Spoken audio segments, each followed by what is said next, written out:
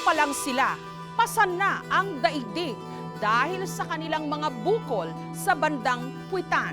Ito ang sakit na sacrococcygeal teratoma na tumatama sa isa sa bawat 40,000 mga bata.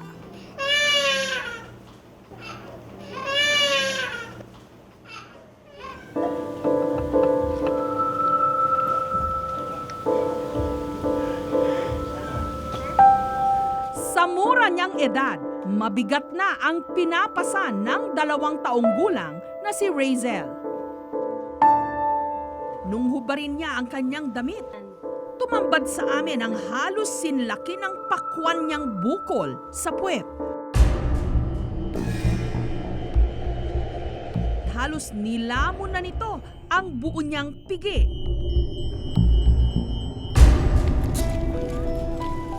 Dahil sa bigat ng kanyang daladala, pike at mabagal maglakad ang bata. Ayon sa ina ni Razel na si Marisa, singliit lang daw ng kamao ang bukol na tumubo kay Razel.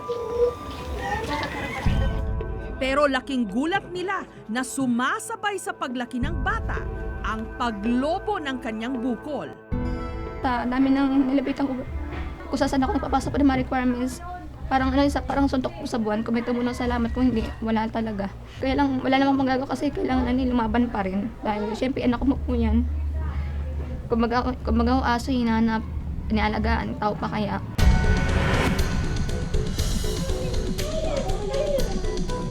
Nung ipinatingin ni Marisa si Razel, Yung bukol na yan, meron din kasing na-mention ka sa'yo na maaaring baka maging cancerous, diba? Malignant, ha? dito nila nalaman, meron pala itong sacrococcygeal teratoma. Isang uri ng tumor. Kadalasang mga batang babae ang tinatamaan nito. At isa sa bawat 40,000 bagong silang na sanggol ang nabibiktima. Na-diagnose naman kagad namin na sacrococcygeal teratoma kasi yun ang pinaka-common. Baby pa siya nung dumating siya sa amin, ano? Bunga raw ito ng abnormal development ng butong coccyx na nakakonekta sa gulugod. Meron kasing cells ito na pwede mag-produce din ng yung mga daliri, may mga ngipin, buhok, dahil sa germ cells. Pero yung twinning mismo, buong isang cell lang pero magpo-form ng isang tao. Ano? Hindi puro parasitic twin ito. Iba ito sa parasitic twin.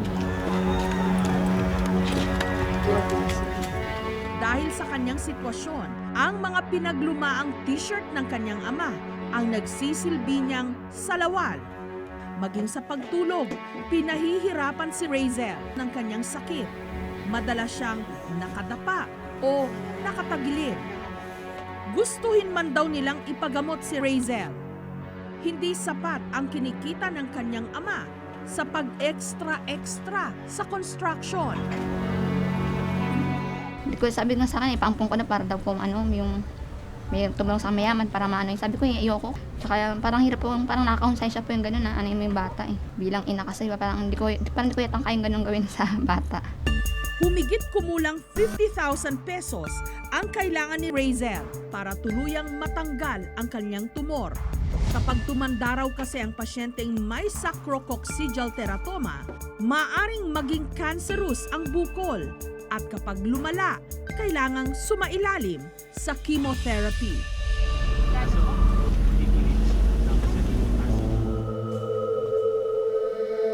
Dito sa sitio Balagbag sa Rodriguez, Rizal, minsan na ring naging tampulan ng tukso ang 5 taong gulang na batang si Larry Jean.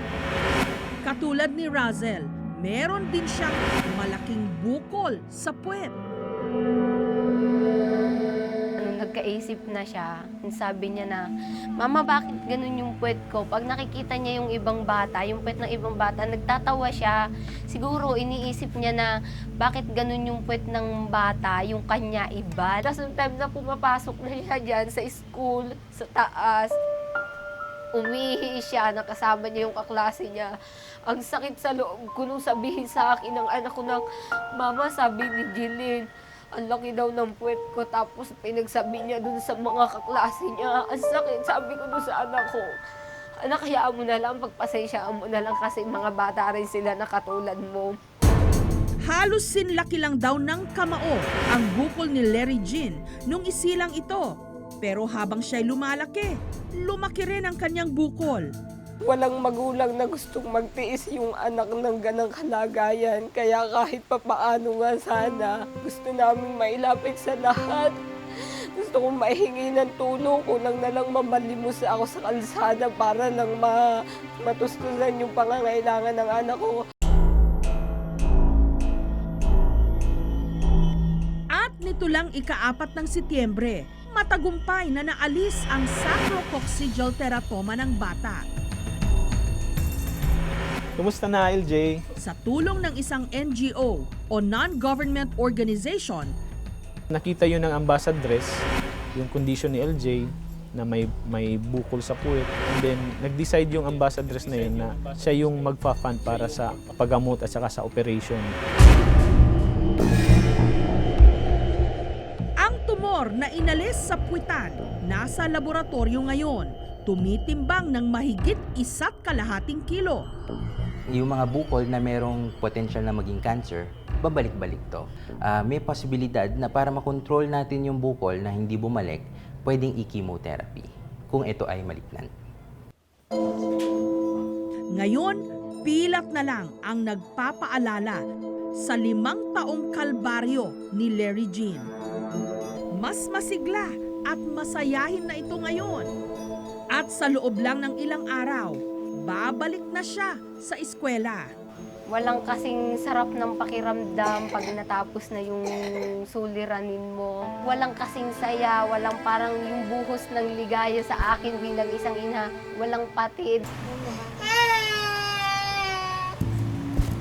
Umaasa rin si Lola Mitz na matatapos na ang paghihirap ng kanilang 1 taong gulang na si Baby Princess.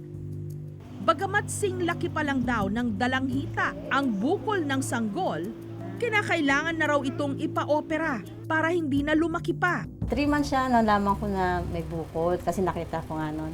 Tapos nung hindi siya nakakadumi. Mga 12 days hindi siya nakakadumi nun. Iyak siya ng iyak, hindi siya nakakatulog nun.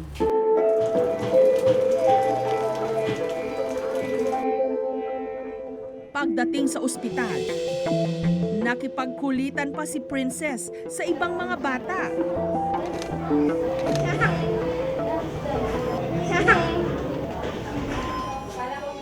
Pero maya-maya lang, nung gawin na ang ilang test sa kanya,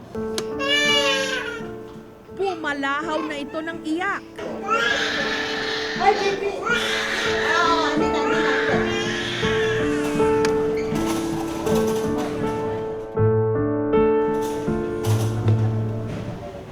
Matapos ang halos 2 oras, matagumpay na naalis ang bukol ni Princess. Pagkalipas lang daw ng 5 araw, manunumbalik ang dati niyang sigla.